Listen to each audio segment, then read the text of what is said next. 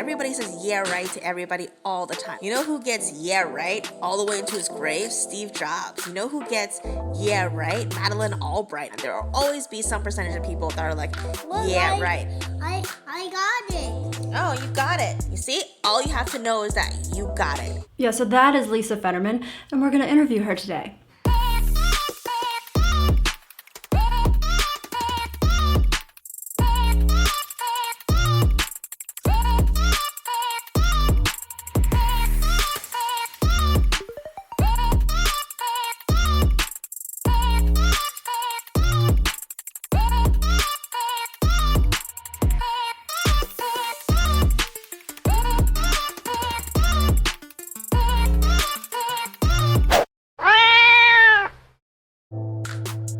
Okay, we're interviewing Lisa Fetterman today. Lisa is the CEO and the co-founder of a company called Nomiku. Nomiku is a sous vide device. And if you're like I was, then that doesn't tell you anything because I didn't know what sous vide was. I'm actually not entirely sure I'm pronouncing it right, but I'm gonna roll with it. But first, let me explain what sous vide is. Sous vide is a fancy French cooking term that basically means you're gonna use science to cook your food and make it taste bomb. This is what you do. You put your food in a bag, and then you put that bag of food into some water in a pot. Then you're gonna put this device into the water, and this is where the science part comes in. You tell the device, yo, I want you to heat this water to exactly this temperature, and I want you to keep it at that exact temperature so that this food gets cooked exactly perfectly every single time that I do it. So how did Lisa get into the cooking food in a bag underwater situation? Lisa was obsessed with food. She was living in New York and she was working under some renowned chefs, and she noticed like, yo, all these big chefs that I'm working under, they're using this sous vide, this immersion circulator device. I need to get me one of them. And then she looked into buying one and she saw that they cost.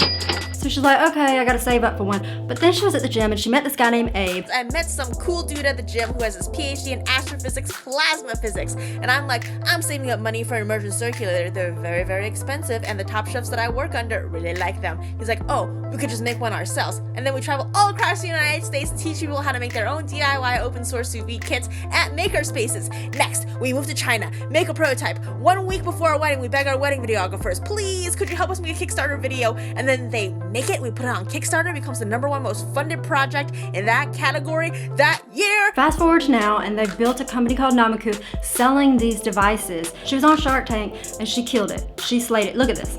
At some point, you were discussing the value of this business, $5 million, right? Yes, You must have sales. we do, Kevin. Lisa, what did you used to do? Because you're a natural at this. The biggest allure to this deal is you, Lisa. I think you're the package right here. Walked away from that with a deal from Chris Sacca. Is that how you say his name? I think that's how you say your name. Namiku's raised more than $1 million in venture capital. She's written a book. Y'all ready? We're gonna go meet her.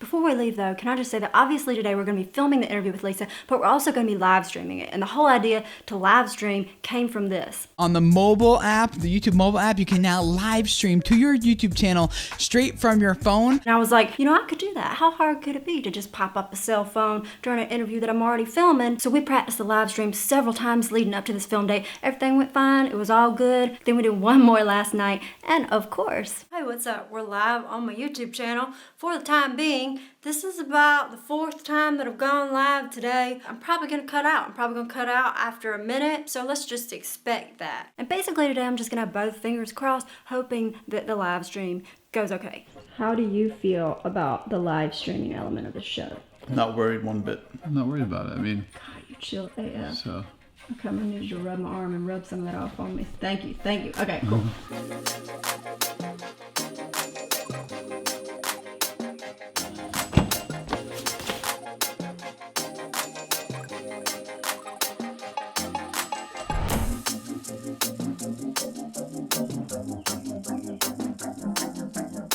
Hey Lisa, it's Mary Miles. Hey, how's it going? How are you? Hi, Miles. Thank you so much for letting us over to your place.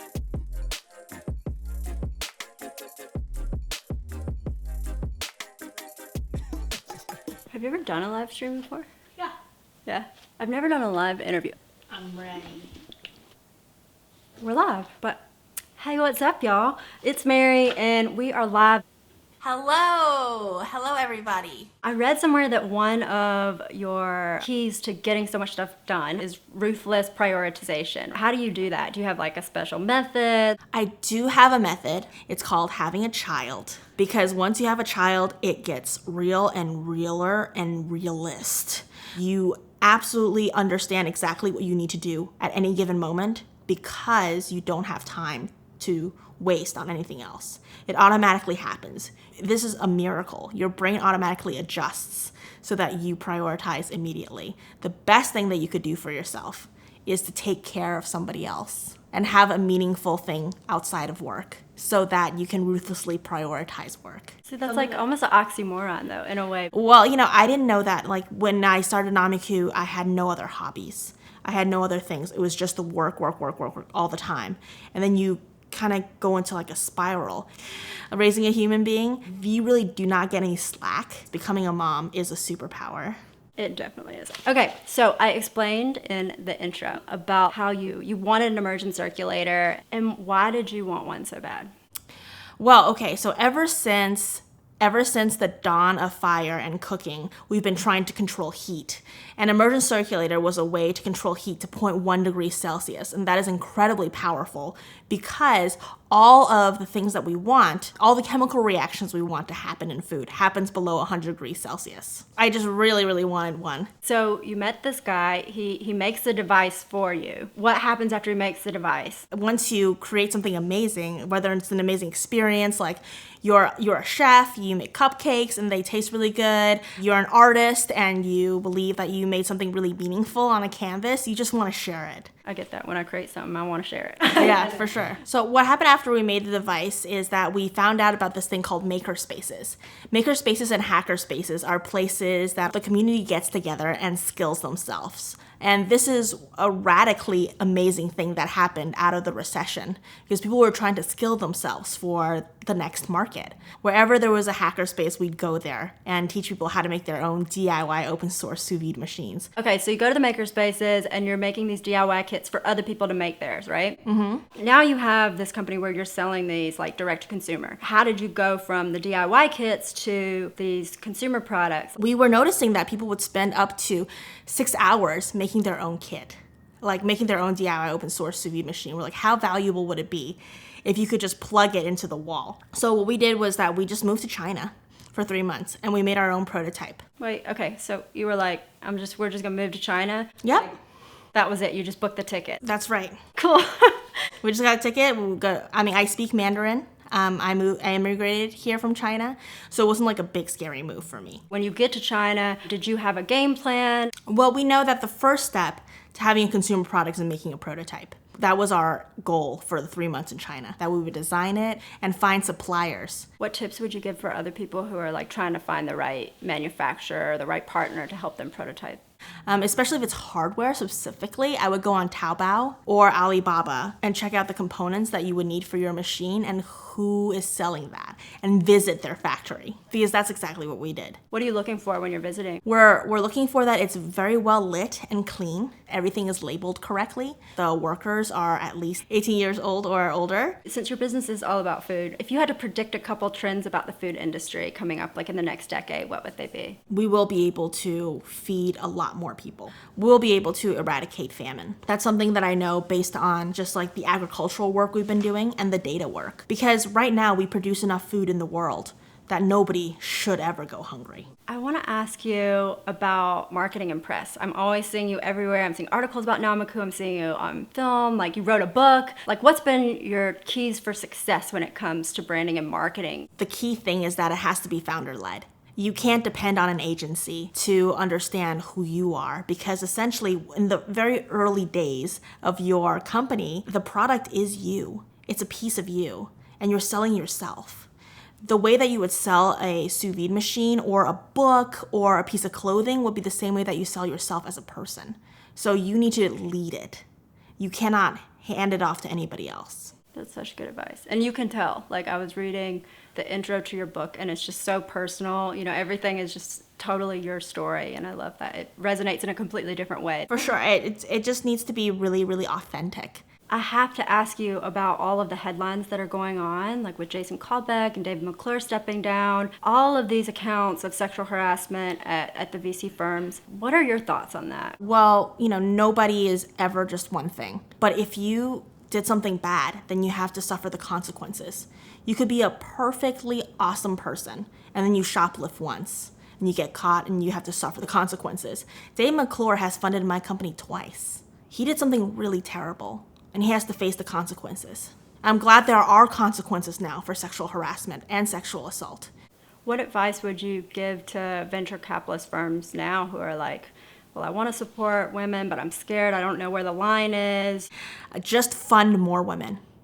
Fund more women. So there are so many studies out there that say that male VCs fund other men for their vision, and male VCs fund women for their business acumen, like their numbers, the hard stuff. They have no vision when it comes to females. So like, show me how much money you made and how you plan to be profitable. They ask different questions to women than they would men. Is that anything you've experienced? Absolutely. I definitely get really weird questions sometimes. And sometimes the arguments can get philosophical, and it's really bad to get into a philosophical argument with a VC. You will never win.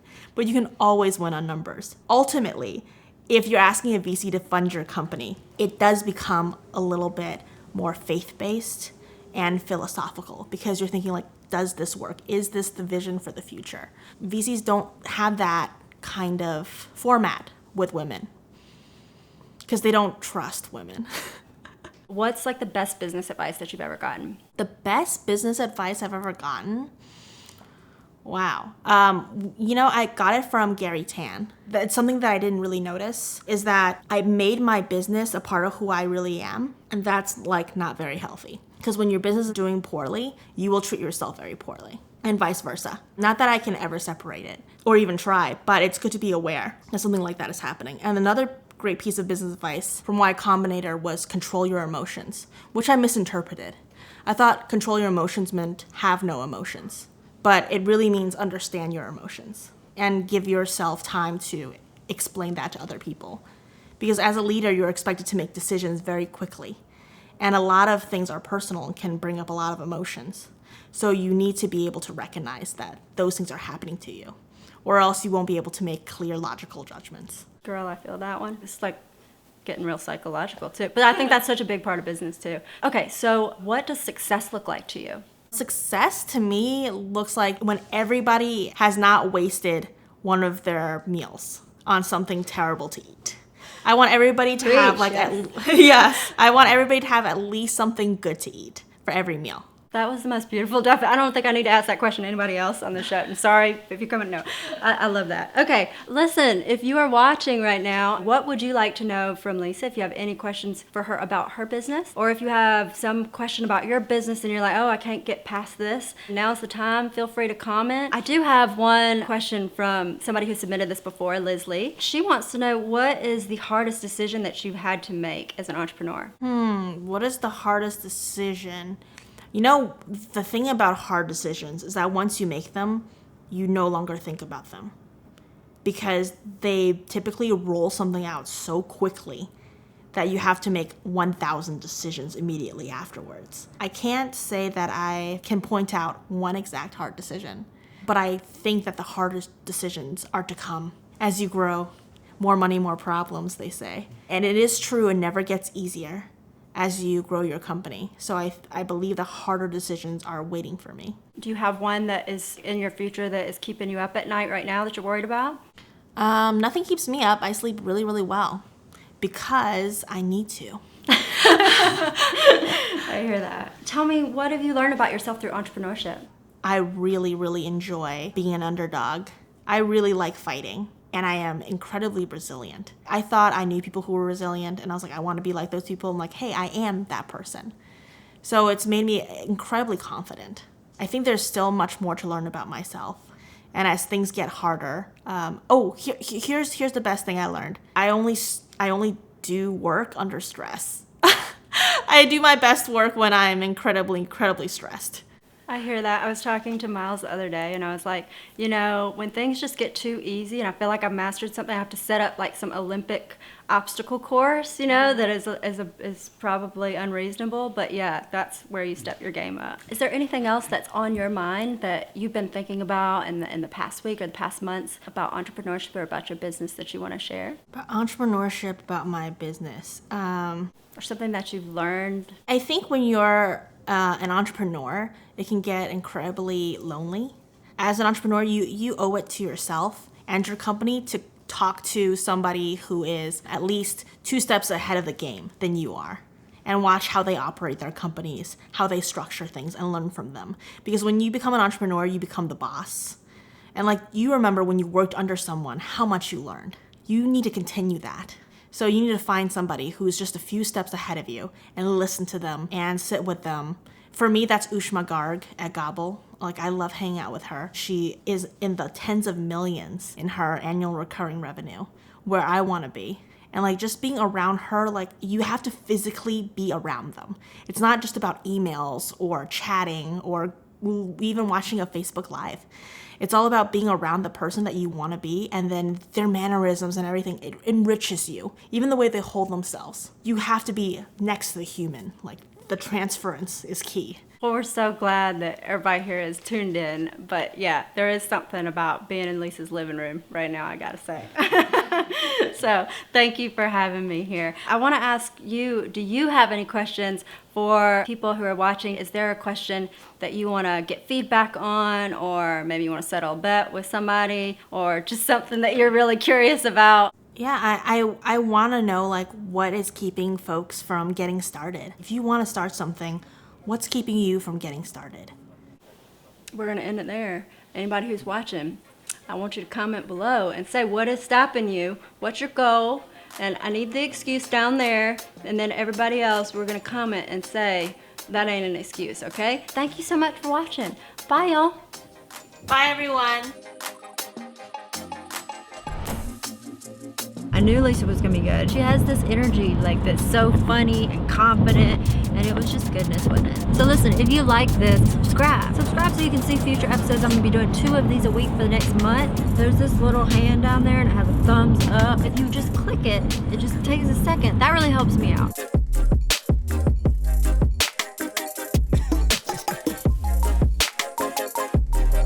I feel like I got some answers from Lisa that I have never heard from her before, and that's just like the pot of gold at the end of the rainbow. I was not expecting her to say that about ruthless prioritization, that being a mama has helped her with time management, although I've heard that from other people. That was a good nugget. I also like what she said about the definition of success, how it has to do with everybody being able to eat something that actually tastes good.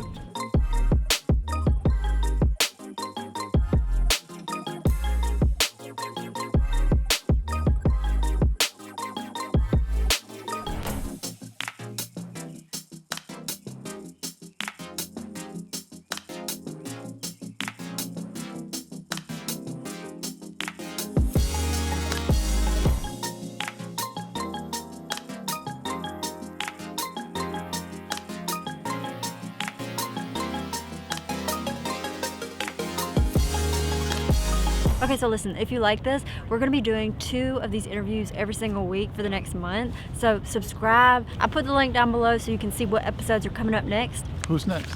Yeah, hold on. I'm like, my next line needs to be speaking of who's coming next. And speaking of what's coming next, here's a preview. Okay, so we've all seen the standard corporate headshot. You know, they don't look bad, they just don't look like anything that's special. Just kind of boring. Well, this is Sarah Darragon. She specializes in taking corporate headshots, except they don't look anything like that. Instead, they look like this. She taught herself photography and now has one of the top photography businesses in San Francisco. And today, we're gonna go interview her. If you have any questions for Sarah that you want me to ask her in the interview, then comment with those below. If you send me a video with your question at Go Marry Betsy, guaranteed it'll be in there, unless I get like 100 video comments. All right, and before I go, I wanna shout out to Tony Lloyd, who wrote the sweetest Facebook post sharing this show. He said, I can't wait for this series from Go Marry Betsy. There will be live streaming and ice cream. You asked, and you got it. I don't really need much convincing to eat ice cream.